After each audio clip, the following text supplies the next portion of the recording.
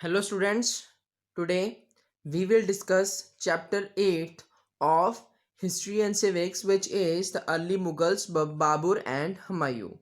In this chapter we will learn about foundation of Mughal dynasty, region of Babur and Humayun, brief Afghan interlude, Sher Shah and Sood dynasty. So let's begin with the chapter. First, foundation of Mughal dynasty. The Mughals established a mighty empire in the subcontinent that lasted for over 300 years. Under the rule, a centralized administration commanding a massive standing army was established. At the height of its glory, the empire extended from Afghanistan in the northwest to the Deccan in the south. The Mughals ruled over people diverse in culture, religion and geography and united them under the same political rule for a long time. अब क्या था कि Mughals ने जब यहाँ पे कब्जा किया 1526 में, तो उनका जो रूल था वो 300 ईयर्स तक चला। ठीक है, उन्होंने यहाँ पर एक लार्ज स्टैंडिंग आर्मी इस्टेब्लिश की जिसके आगे कोई नहीं टिक पाता था। ठीक है, उनका जो एम्पायर था वो अफगानिस्तान से जो नॉर्थ वेस्ट में अफगानिस्तान है वहाँ से लेके साउथ डेक्कन तक फैला हुआ था उस टाइम पे। ठीक है, उन्होंने सारे कल्चर के लोगों को, रिलीजन के लोगों को, ठीक है, एक जगह पे यूनाइट किया था एक ही पॉलिटिकल रूल के अंदर बहुत लंबे समय तक। The Mughals were people of great martial lineage.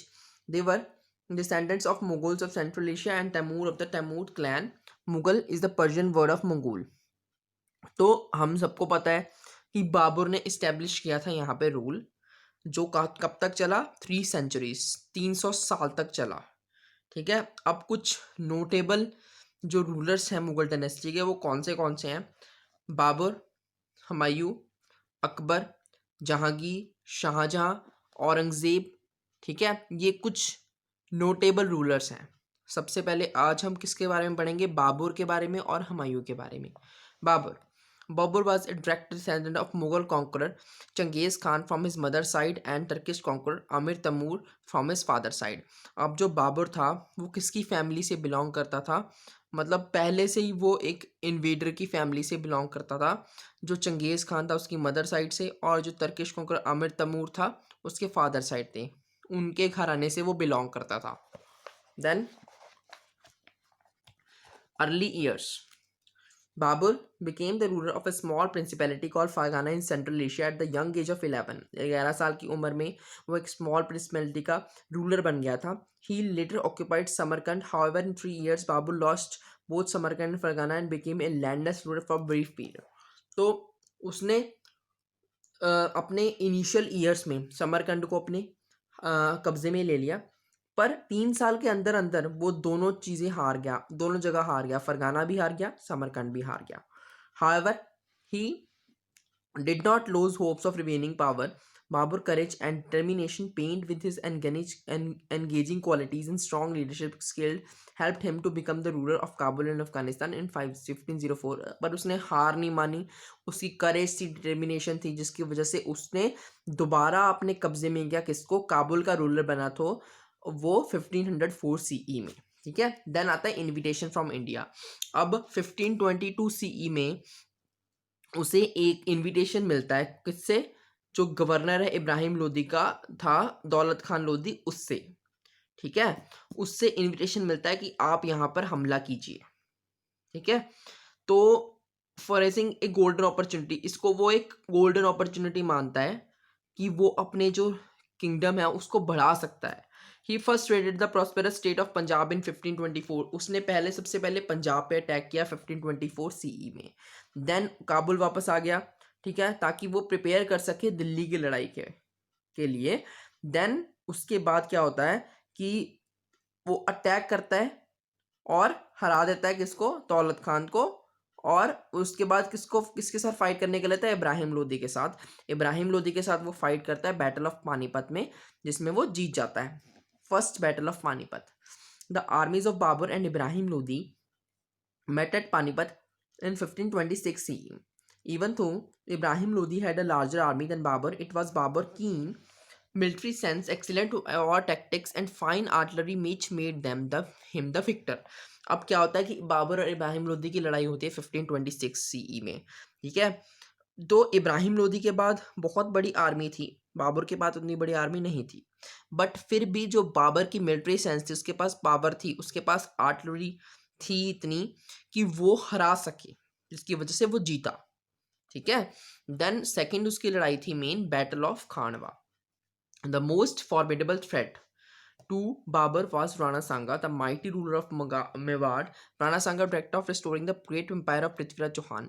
अब क्या था कि जो राणा संगा था, मेवाड़ का रूलर था, वो चाहता था कि जो पृथ्वीराज चौहान का सपना है ग्रेट एम्पायर बनाने का, वो पूरा कर सके वो, ठीक है।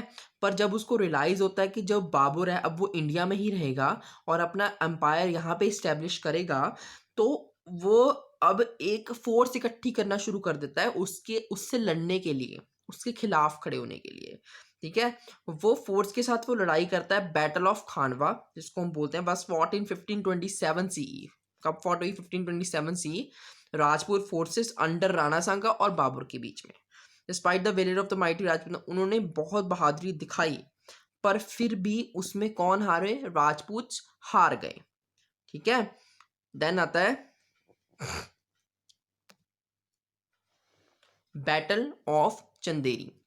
In 1528 CE, Babur laid siege to the fort of Chanderi in Malwa under Madeni Rai. Madeni Rai was a strong ally of Rana Sanga. Babur was successfully in capturing the fort in not more than a day. तो अब battle of Chanderi में उसको ज़्यादा time नहीं लगा। किसके खिलाफ थी? मदनी राय। उसने इन एक दिन के अंदर अंदर जो फोर्ट था, किला था, वो अपने कैप्चर में कर लिया। और इसकी वजह से क्या हुआ, जो राजपूत पावर थी उसका जो कंट्रोल था इंडिया के ऊपर, वो हिलना शुरू हो गया, ठीक है। Then battle of Ghaggar. The threat of the Rajput was successfully diminished by Babur, however the problem of the Afghans persisted, especially in Bengal and Bihar. The Battle of Kagra in 1529 CE marked the devastating defeat of the rebellious Afghans at the hands of Babur. अब जो बाबर था उसने जो राजपूत थे उनको तो हरा दिया था, पर अफगान्स जो थे उनके लिए बिग थ्रेट थे उस टाइम पे, ठीक है। बैटल ऑफ घाघरा 1529 सीई में हुई थी अफगान्स के खिलाफ, जिसमें अफगान्स को हराया था किसने? बाबर ने। When Babur died in 1530 CE, he was the ruler in the land of Punjab, Delhi and the entire Gangetic valley as far as Bihar. तो उसके मरने से पहले उसने अपने एम्पायर को बहुत ज़्यादा वास्ट कर लिया था उस टाइम पे। Then despite being a ruthless military general, Babur was also a great poet, writer, musician and a scholar. एक मिलिट्री जनरल के अलावा वो पोएट भी था, राइटर भी था, म्यूजिशियन भी था, स्कॉलर भी था, ठीक है। तो उसने अपनी जो बायोग्राफी थी वो खुद लिखी थी। कौन सी थी वो बायोग्राफी? तुजुक ए बाबरी, ये याद रखना है आपको, ठीक है। देन आता है Humayun 1530 to 1540 CE and 1555 to 1556 CE। तो बाबर की डेथ के बाद उसका जो एल्डेस्ट सन था नसीरुद्दीन मोहम्मद हुमायूं, उसने थ्रोन को एक्सटेंड किया, थ्रोन पे कब्जा किया। He inherited a kingdom that was weak, unstable and with a confuse state of administration. He faced constant threats from the Afghans and the Rajputs. तो उस टाइम पे उसको कॉन्स्टेंट थ्रेट्स, डेंजर फेस करने पड़े अफगान्स की तरफ से, राजपूत्स की तरफ से। The weak Afghan still cherish the ambition of setting up their independent principalities. तो उस टाइम पे अफगान्स वीक थे, पर फिर भी वो सपना देख रहे थे कि वो एम्पायर को अपने एम्पायर को एक्सपेंड कर सकते हैं, ठीक है। तो the most threatening among them was Sher Khan Suri, a powerful Afghan. Another lurking threat was Humayun's half brother. पहले तो था कि जो हुमायूं को डिफिकल्टीज फेस करनी पड़ी, उसमें सबसे पहले था शेर खान सूरी, ठीक है। देन सेकंड थ्रेट था हुमायूंस हाफ ब्रदर, ठीक है। बाबर ने इक्वल डिवीजन की थी एम्पायर की, पर फिर भी वो सेटिस्फाई नहीं थे। देन आता है बहादुर शाह, जो गुजरात का रूलर था, who control the Malwa region and wanted to extend his dominance. और उस जिसने मालवा रीजन को अपने कब्जे में ले लिया था, और वो अपना जो डोमिनेंस है, अपना रूल था, वो एक्सटेंड करना चाहता था। दैट्स वाई एक मेजर थ्रेट था वो भी हुमायूं के लिए। देन आता है अटैक ऑन पोर्ट चुनर। एक्नॉलेजिंग द अफगान शेर Khan, as his biggest rival Humayun attacked the fort of Chunar which was under the control of शेर खान सूरी। जब उसको पता लगा कि शेर खान जो है उसका बिगेस्ट राइवल है, बिगेस्ट दुश्मन है, तो उसने फोर्ट ऑफ चुनर के ऊपर अटैक किया। ही laid siege to the fort only to abandon it after 4 months. The reason of abandoning the siege was the information that Bahadur Shah of Qajar had conquered Malwa. तो Humayun sees a treaty, तो थोड़े time के बाद उसने एक treaty की शेर खान सूरी के साथ, जिसमें क्या था कि शेर खान जो है वो अपने कब्जे में रख सकता है फोर्ट को जब तक वो मुगल्स के साथ लॉयल रहेगा। ठीक है, तो उसके बाद उसने अपनी जो अटेंशन थी हुमायूं ने वो कहाँ पे टर्न की, मालवा के ऊपर टर्न की। देन आता है Afghan interlude. Humayun's absence from Agra gave Sher Khan Suri an excellent opportunity to invade Bengal. तो अब जब when Humayun learnt of Sher Khan betrayal, he marched against him, leaving Gujarat and Malwa free from recapture by Bahadur Shah Jafar.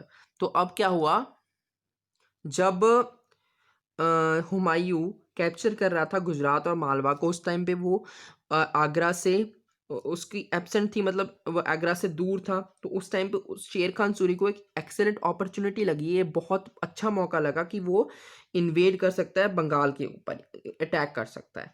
ठीक है, जब हुमायूं को पता लगा कि शेर खान ने बगावत की है उसके खिलाफ, तो वो वापस आता है गुजरात और मालवा को छोड़ के। ठीक है, then Sher Khan invaded Bengal and captured the city of Bengal. He raided and looted the city of all its treasure. तो शेर खान बंगाल को लूट लेता है, पूरा सारा खजाना लूट लेता है। Then he went back to city of Bihar. The vast wealth of the glorious city of Bengal depleted only to fill the war chest of शेर खान. तो अब शेर खान और हुमायूं भिड़ते हैं दो बैटल्स में। पहले 5039 शेर Khan Suri defeated Humayun in the battle of Chausa. ठीक है, पहले डिफीट करता है बैटल ऑफ चौसा में। देन फिर 1540 में बैटल होती है बैटल ऑफ कनौज, फिर उसको डिफीट कर देता है। The vast Mughal empire compared to the Afghans due to weak leadership, Sher Khan assumed the title of Sher Shah and Humayun was forced to live in exile. तो अब जो शेर खान है वो हरा देता है और हुमायूं क्या करता है, फिर उसको राज्य छोड़ना पड़ता है और भागना पड़ता है। देन शेर शाह सूरी के बारे में पढ़ते हैं। After the decisive victory at Kannauj in 1540 CE, शेर Khan Suri chased Humayun out of the country. तो अब कनौज के विक्ट्री के बाद शेर शाह जब हुमायूं भाग जाता है तो उसको चेस करता है। Under the title of Sher Shah he ascended the throne of Delhi and established second Afghan rule in India. तो अब शेर शाह का जो टाइटल है वो एज्यूम कर लेता है वो, और अपना जो रूल है वो दोबारा से स्थापित करता है। सेकेंड टाइम अफगान रूल स्थापित होता है इंडिया में। Sher Khan was born as Farid Khan, he was given the title of Sher Khan. शेर खान का पहला नाम क्या था, फरीद खान। उसको जब शेर टाइटल कब मिला, जब उसने सिंगल हैंडली टाइगर को मारा था। ठीक है, तो अब शेर खान अपनी जो कामकाज करना शुरू करता है, वो क्या शुरू करता है, मुगल गवर्नर के अंडर। ठीक है, बहर खान लोधी के। When he died Sher Khan was appointed as a deputy governor of Bihar. तो जब वो मरता है तो उसको डिप्यूटी गवर्नर बनाया जाता है। ठीक है, तो अब वो अपनी पोजीशन के अंदर रहते हुए अपने एनिमीज को हराता है और कंट्रोल करता है बिहार और बंगाल के ऊपर। उसके बाद वो मुगल रूलर हुमायूं को हराता है दो बैटल्स में, battle of Chausa and Kannauj में। ठीक है, और उसके बाद जो अपना रूल है वो यहाँ पे स्थापित कर लेता है। अब उसके अंडर में एडमिनिस्ट्रेशन कैसा था, administration of Sher Shah Suri, central administration पहले कैसा था कि Sher Shah continued the centralised rule of empire which was established during the region of Delhi Sultanate. Centralised rule मतलब जो मेन रूलर है उसको ही सेंटर माना जाएगा, उसके इर्द गिर्द सब कुछ घूमता था। Then the government was divided into several departments, अलग अलग डिपार्टमेंट्स में बटा हुआ था जो अलग अलग मैटर्स को देखते थे स्टेट के। Then each department was headed by a minister who was assisted by several officials. अलग अलग डिपार्टमेंट के लिए अलग अलग मिनिस्टर नियुक्त किया गया था। ठीक है, जिसको बहुत सारे गवर्नमेंट ऑफिशियल्स जो थे सलाह देते थे, एक तरह से उसके साथ काम करते थे। However, the department was kept under strict control and supervision by शेर शाह सूरी। तो उस पर शेर शाह सूरी बिल्कुल ध्यान रखता था अपना, एक स्पाई सिस्टम उसने बनाया हुआ था ताकि उसके अंडर ही काम हो सारा, कोई बगावत करने की ना सोचे। देन आता है प्रोविंशियल एडमिनिस्ट्रेशन।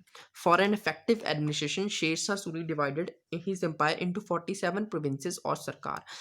अपने एडमिनिस्ट्रेशन को, राजकाट को अच्छी तरह से चलाने के लिए शेरशाह सूरी ने अपने एम्पायर को 47 स्टेट्स में डिवाइड किया हुआ था। और हर एक प्रोविंस, हर एक स्टेट को कौन हेड करता था? सिकदार ए सिकदरन।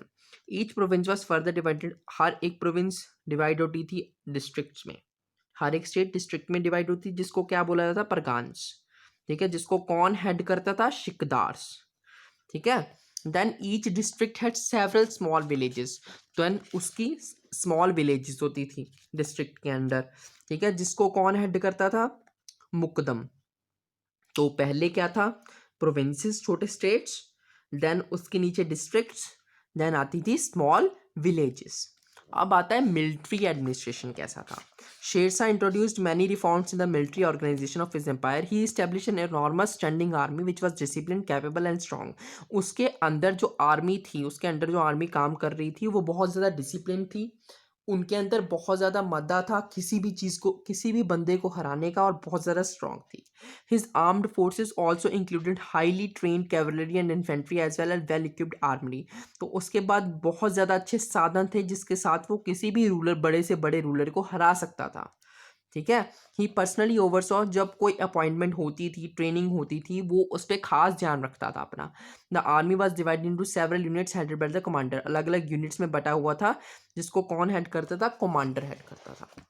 देन आता है transport and communication. To encourage trade and commerce, excellent roads were built. Trade and commerce, व्यापार को बढ़ाने के लिए रोड्स को बनाया गया। He constructed the longest road, the grand GT road जो है वो किसने कंस्ट्रक्ट किया? शेरशाह सूरी ने। ठीक है, then plantation of numerous trees alongside the road ensured shade for the travellers. और ट्रीज के मतलब जो ट्रीज थे वो सड़क के साथ लगाए गए ताकि जो ट्रैवलर्स हैं उनको शेडो मिल सके।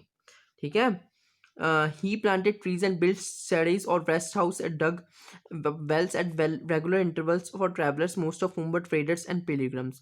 थोड़ी थोड़ी जगह पर रेस्ट हाउस बनाए गए, सराइज बनाए गए, ताकि जो ट्रैवलर्स को कोई प्रॉब्लम ना आ सके। The rest houses were used as post offices, also known as dak chowkis, where two horsemen were charged with the duty of taking the mails into the royal court as well as different parts of the country. जो rest houses थे उनको एक तरह से post office का भी काम लिया जाता था उनसे। ठीक है, 2 हॉर्समैन आते थे, मेल्स को रॉयल कोर्ट तक लेके जाते थे अलग अलग कंट्रीज के। ठीक है, देन आता है ट्रेड एंड कॉमर्स कैसा था उस टाइम पे शेरशाह सूरी के under. The reforms issued by Sher Shah boosted the trade and commerce of the empire. जो उसकी पॉलिसीज थी, उससे जो व्यापार था वो बहुत ज़्यादा बढ़ा। He abolished all custom duties except for those levied on imported items at the place of sale of the goods. तो उसने सारी जो टैक्सेस थे वो हटा दिए, सिर्फ इम्पोर्टेड आइटम्स पर टैक्स लगाए गए। ठीक है, new and standardised weights and measure were introduce along with the new coinage system. जो वेट और मेजर का तरीका था वो दोबारा से नया सिस्टम इंट्रोड्यूस किया गया। Sher Shah introduce the rupiya, a silver coin which was the processor of the modern rupee of Indian currency. अब ये याद रखना है कि रुपया किसने इंट्रोड्यूस करवाया था? शेरशाह ने। The officials in the government of Sher Shah were expected to take control of the needs of the merchants, whereas the zamindars and village headmen were expected to take care of the needs of village and traders. अब जो government official थे वो एक तरह से किसकी ज़रूरतों का ख्याल रखते थे? मर्चेंट्स की। ठीक है, व्यापारियों की। और जो ज़मींदार थे और जो विलेज को हेड करते, जो हेडमैन होते थे, वो किनकी ज़रूरतों का ख्याल रखते थे? विलेजर्स की। ठीक है, देन आता है रेवेन्यू सिस्टम, टैक्स सिस्टम कैसा था। Sher Shah is most remembered for the reforms for increase in agriculture production, revenue, administration. अब वो बहुत ज़्यादा फेमस था अपने जो एग्रीकल्चर प्रोड्यूस में नई क्रांति लाने के लिए, जिसकी वजह से एग्रीकल्चर प्रोड्यूस बहुत ज़्यादा बढ़ा। Land was assessed regularly for measurement and fertility. Land was divided into 3 types based on fertility, good, middling and bad. तो अब लैंड को टाइम टू टाइम असेस किया जाता था, उसकी फर्टिलिटी असेस की जाती थी और उनको डिवाइड किया गया था गुड, मिडलिंग और बैड फर्टिलिटी के आधार पर। रेवेन्यू वॉज फिक्स्ड एट 1/4 और 1/3 of the total produce payable in cash और काइंड। जो टैक्स था वो फिक्स था 1/4 और 1/3। ठीक है, टोटल प्रोड्यूस में से ये आप कैश और अदर तरीके से भी भेज सकते थे। Officials such as Patwari, Kunungum, Mukdam and Shikdar were responsible for the collection of land revenue. जो ऑफिशियल थे, प्रोविंसेस को जो हेड करते थे, डिस्ट्रिक्ट को जो हेड करते थे, विलेजेस को जो हेड करते थे, वो रिस्पॉन्सिबल होते थे कलेक्शन ऑफ लैंड के, मतलब जो टैक्स कलेक्ट करते थे उसके लिए. Then officials were asked to be lenient at the time of strict at the time of collection. तो असेसमेंट के टाइम पे उनको बोला जाता था कि आप लीनियंट रहोगे और जब कलेक्शन करोगे उस टाइम पे आपको स्ट्रिक्ट रहना है. ठीक है. देन आता है कि loans were given in case of crop failures, natural calamities और damages incurred due to military activities. और अगर किसी की क्रॉप खराब हो रही है किसी वजह से, या नेचुरल कैलामिटी की वजह से, या डैमेज वॉर की वजह से कोई डैमेज हुआ है, तो उनको लोन दिया जाता था. ठीक है. देन आता है re establishment of Mughal empire. The death of Sher Shah greatly weakened the Afghan empire and Humayun saw this as a perfect opportunity to regain his lost kingdom. अब शेरशाह सूरी के बाद जो अफगान एम्पायर था वो बहुत ज़्यादा कमज़ोर हो गया और हुमायूं ने एक अपॉर्चुनिटी मिली कि वो अपनी पावर को दोबारा से गेन कर सके, रीगेन कर सके. ठीक है. तो उसने एक आर्मी ज्वाइंट की और ताकि वो दोबारा से दिल्ली के थ्रोन पे कब्जा कर सके. ठीक है. 1555 में हुमायूं ने आगरा को कॉन्कर किया and Delhi and establish himself as the emperor of India. Agra और दिल्ली को कॉन्कर करने के बाद वो दोबारा से इंडिया का एम्परर बन गया. Before he could consolidate he died after falling from the stairs of his library. जब तक वो अपने रूल को, पोजीशन को स्ट्रॉन्ग कर पाता सकता, तब तक वो स्टेयर्स, मतलब थोड़े टाइम बाद, एक साल बाद 1556 में स्टेयर्स से गिर के उसकी मौत हो गई, अपनी लाइब्रेरी के स्टेयर्स से गिर के. So thank you students for today.